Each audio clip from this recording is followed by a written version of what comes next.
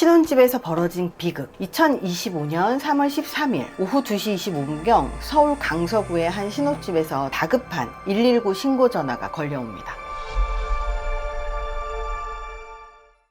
전화를 건 사람은 결혼 3개월 차 새신랑 서씨. 그는 떨리는 목소리로 아내가 사망한 것 같다고 알렸습니다. 구급대가 현장에 도착했을 때 안방 침대에는 35세의 새 신부 유혜영 씨가 숨진 채 누워 있었습니다. 이미 시신 경직이 진행되고 있었고 평소 특별한 지병이 없이 건강했던 그녀의 갑작스런 죽음은 모두를 충격에 빠뜨렸습니다. 행복한 신혼이 지속돼야 할 시기에 발생한 믿기 힘든 비극이었죠. 남편 서 씨는 현장에서 비교적 침착하게 상황을 설명했습니다. 새벽에 아내와 함께 모임에서 귀가했고 불면증이 있던 아내가 수면 유도제를 먹고 먼저 잠들었습니다. 저는 거실에서 있다가 아내가 잠든 것을 확인하고 안방에서 함께 잠자리에 들었어요. 아침에 일어나 출근할 때까지 아내는 계속 자고 있었고 오후에 전화를 받지 않아 신고했다고 했습니다. 왜 이런 일이 일어났는지 모르겠어요. 서 씨의 말대로라면 전날 평범하게 지인들과 모임을 갖고 와서 잠든 것뿐인데 아내가 밤사이에 세상을 떠났다는 이야기였습니다. 그러나 경찰과 구급대는 타살의 흔적을 발견했습니다. 혜영 씨의 윗입술에는 멍자국이 있었고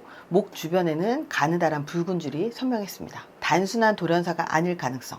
타살의 의심이 커졌죠. 현장에는 외부 침입의 흔적이 전혀 없어 경찰은 신혼집 내부에서의 사건에 주목했습니다. 혜영 씨의 가족들은 청천벽력 같은 소식에 망연자실한 채 장례식을 준비하고 있었습니다. 많은 가정 내 범죄 가해자들은 처음에 자신의 잘못을 인정하지 않습니다. 심리학에서는 이를 부정이라 부릅니다. 죄책감을 피하려는 무의식적인 기제인데 서 씨 역시 아내의 죽음을 단순한 사고로 포장하려 자신의 개입을 숨기려 했던 거죠. 장례식장에서 드러난 진실. 사건 직후 혜영 씨의 장례식장에는 슬픔과 혼란이 뒤섞였습니다. 남편 서 씨는 상주로서 빈소를 지키며 누구보다 크게 오열했습니다. 딸의 비극적인 죽음에 하늘이 무너진 혜영 씨의 어머니조차 슬픔에 잠긴 사위 서 씨를 친아들처럼 여기며 위로할 정도였죠. 어머니는 사위를 아들처럼 아꼈기 때문에 갑작스런 아내의 죽음에 절망한 그가 혹시 나쁜 마음을 먹을까 걱정됐다고 회상했습니다. 그만큼 서 씨는 아내를 잃은 비탄에 빠진 한 남편의 모습으로 보였던 겁니다. 주변에 누구도 그를 의심할 수 없었죠. 하지만 장례식 이튿날 빈소 한켠에서 믿기 힘든 장면이 펼쳐졌습니다. 조문객을 맞으며 울먹이던 서 씨에게 다가온 형사들이 잠시 이야기를 나누자며 그를 불러세운 겁니다. 그리고 얼마 지나지 않아 형사들은 장례식장 한복판에서 서 씨의 두 손에 수갑을 채웠습니다. 아내를 살해한 혐의로 긴급 체포한다. 남편 서 씨가 혜영 씨 살인사건의 유력한 용의자로 현장에서 체포된 겁니다. 눈앞에 벌어진 충격적인 광경에 가족들과 조문객들은 경악을 금치 못했습니다. 서 씨는 체포되는 순간까지 눈물을 흘리며 저는 정말 아니에요 라고 울부짖었습니다. 그러나 정밀부검 결과 혜영 씨의 사인은 경부 압박에 의한 질식사, 다시 말해 누군가 목을 눌러 숨지게 한 것으로 드러났습니다. 외부인의 침입 흔적이 전혀 없는 신혼집의 상황을 종합할 때 결국 범인으로 지목될 수 있는 사람은 남편 서 씨 외엔 없었습니다. 경찰이 결정적 증거를 확인하자 서 씨의 태도는 급변했습니다. 가족들의 증언에 따르면 체포되어 연행되던 서 씨는 뒤돌아보며 입꼬리를 싹 올린 채 섬뜩한 미소를 지었다고 합니다. 이 미소는 유가족에게 두 번째 충격으로 다가왔습니다. 도대체 무엇이 진실이었을까요? 범죄 심리학에서 말하는 이른바 듀핑 딜라이트라는 개념이 있습니다. 유명 심리학자 폴 에크만은 사람들이 거짓말에 성공했을 때 무의식적으로 짓는 미묘한 미소를 가리켜 속임수의 쾌감이라고 설명했죠. 남편 서 씨의 얼굴에 떠올랐던 미소가 바로 그런 것일 가능성이 높습니다. 실제로 사이코패스적 성향을 지닌 범죄자들은 범행 후 타인을 기만하거나 수사망을 피하는 과정에서 은밀한 만족감을 느끼기도 합니다. 겉으로는 슬픔에 젖은 척 눈물 연기를 하면서도 속으로는 내 완벽한 연기가 통했어 라는 일말의 쾌감이 피어나 그 표정에 드러난 것일 수 있습니다. 물론 서 씨가 실제로 사이코패스인지 여부는 단정할 수 없지만 최소한 이 순간 그의 감정은 아내를 잃은 슬픔과 죄책감과는 거리가 멀어 보입니다. 남편의 충격적인 주장, 우발적 살인. 서 씨는 경찰 수사 과정에서 충격적인 진술을 내놨습니다. 눈물로 일관하던 장례식장에서와는 달리 경찰 앞에서 그는 비교적 담담하게 범행을 시인하며 범행 동기를 밝혔습니다. 아내가 평소 성관계를 자주 거부했고 자신과 자기 집안을 무시해서 순간 화가 나 우발적으로 살해했다는 것이었습니다. 어떻게 사랑하는 배우자가 잠든 사이 목을 조르는 끔찍한 범행을 저질렀는지한 대답치고는 그의 설명은 너무나도 황당하고 이기적으로 들립니다. 유가족과 대중은 분노했지만 한편으로는 이 믿을 수 없는 해명을 이해해보고자 했습니다. 단지 성관계 문제와 자존심 때문에 아내를 살해했던 걸까요? 아니면 숨기는 게 있었던 걸까요? 사건을 수사하던 경찰과 취재진은 서 씨와 유혜영 씨의 부부관계를 더 깊이 파헤치기 시작합니다. 우선 결혼 생활 3개월 동안 두 사람 사이에 어떤 일이 있었는지 주변인의 증언이 이어졌습니다. 놀랍게도 지인들과 가족들은 입을 모아 혜영 씨가 남편 때문에 결혼 생활 내내 힘들어했다고 증언했습니다. 겉보기엔 다정해 보였던 신혼부부지만 그 이면에는 우리가 미처 알지 못했던 어두운 진실이 숨어 있었습니다. 유혜영 씨와 서 씨는 결혼 전 약 10개월간 교제한 끝에 부부의 연을 맺었습니다. 연애 중이던 교제 6개월 차에 혜영 씨는 임신을 하게 되었고 아이를 원했던 그녀는 기쁨에 차 서 씨와 결혼을 준비했다고 합니다. 그러나 두 사람은 결혼식을 앞두고 예정되어 있던 해외여행을 떠났고 그 여행지에서 갈등의 불씨가 나타났습니다. 임신 초기였던 혜영 씨는 몸조심해야 하는 상황이었지만 남편 서 씨는 여행 내내 지속적으로 성관계를 요구했다고 합니다. 태아가 걱정되어 거절했던 혜영 씨는 남편의 끈질긴 요구에 응할 수밖에 없었고 안타깝게도 여행 후 혜영 씨는 유산을 겪게 됐죠.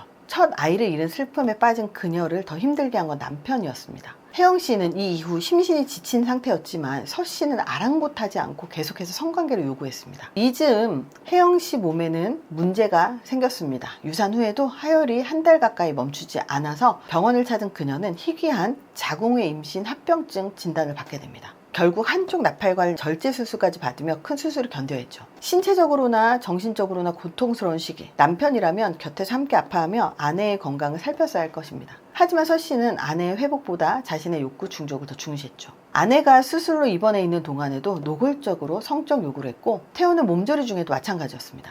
혜영 씨는 지인에게 남편의 배려 없는 행동이 내 마음에 너무 상처가 된다고 토로했다고 해요. 뿐만 아닙니다. 서 씨의 폭력적인 기질은 연애 때부터 드러났다는 증언도 나왔습니다. 남편이 임신한 아내가 관계를 거부하면 고속도로에서 갑자기 난폭 운전을 하는 등 윽박질렀다는 가까운 친구의 이야기는 충격적입니다. 상대를 위협하고 겁주고 자신의 뜻대로 따르게 하는 행동, 이것이 이미 그때부터 가정폭력의 전조가 나타나고 있었다는 뜻이죠. 남편 서 씨의 행동에서 두드러지는 건 병적인 통제 욕구와 성적 집착입니다. 아내를 한 인간으로 존중하기보다 자신의 소유물이나 욕구 충족 수단으로 여긴 듯합니다. 결혼 후에 이런 행태는 더 심해졌을 가능성이 큽니다. 실제로 서 씨 친구 중 한 명은 서 씨가 아내에게 무조건 내가 원하면 너는 해야 한다는 식으로 말한 적이 있다고 증언했습니다. 성생활뿐만 아니라 생활 전반에서도 아내를 자신이 마음대로 통제하려고 했음을 시사하는 대목입니다. 이는 전형적인 친밀한 관계 내 성폭력 양상으로 볼 수 있습니다. 아내의 의사나 몸 상태는 철저히 무시한 채 자신의 성적 욕망과 분출 욕구만을 중요시한 거죠. 이거는 명백한 폭력입니다.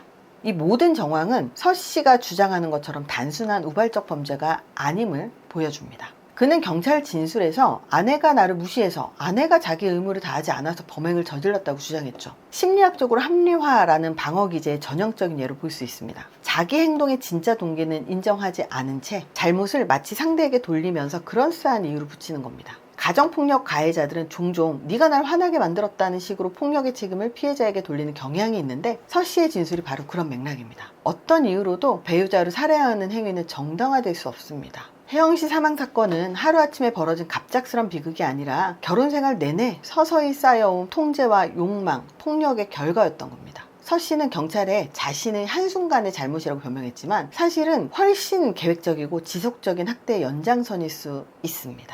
서 씨의 심리를 들여다보면 나르시시스트의 분노라는 개념도 떠오릅니다. 자기중심적인 사람이 자신의 자존심에 상처를 입었을 때 극단적인 분노와 공격성을 표출하는 현상을 말합니다. 아내의 거절이나 무시라는 사소한 자극에 서 씨가 폭발적으로 분노하고 폭력을 행사한 것은 그의 내면에 자리한 과도한 자기애와 취약한 자존감을 보여줍니다. 겉보기엔 자신감 똘똘 뭉친 남자처럼 행동했을지 몰라도 실제로는 자신의 권위나 요구가 거부당하는 것을 견디지 못하는 취약한 자아를 지닌 겁니다.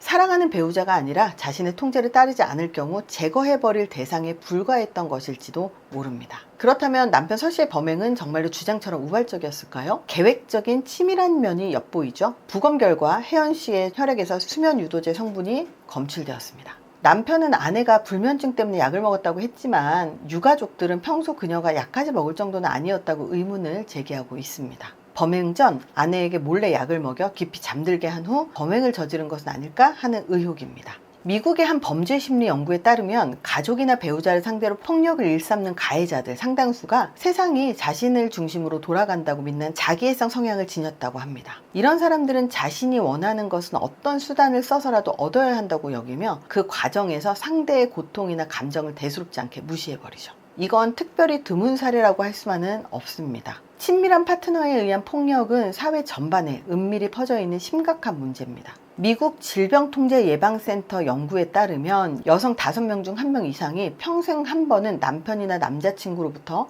성폭력에 준하는 강압을 경험한다고 합니다.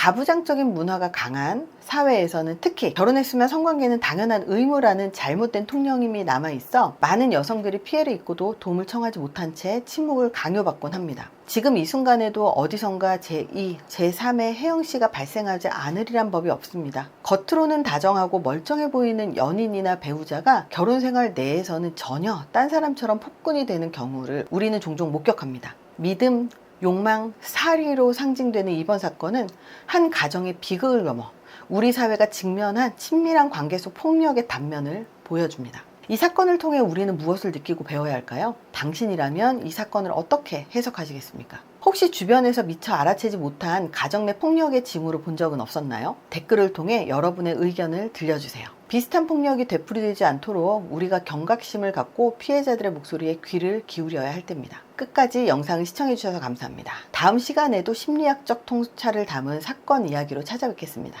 감사합니다.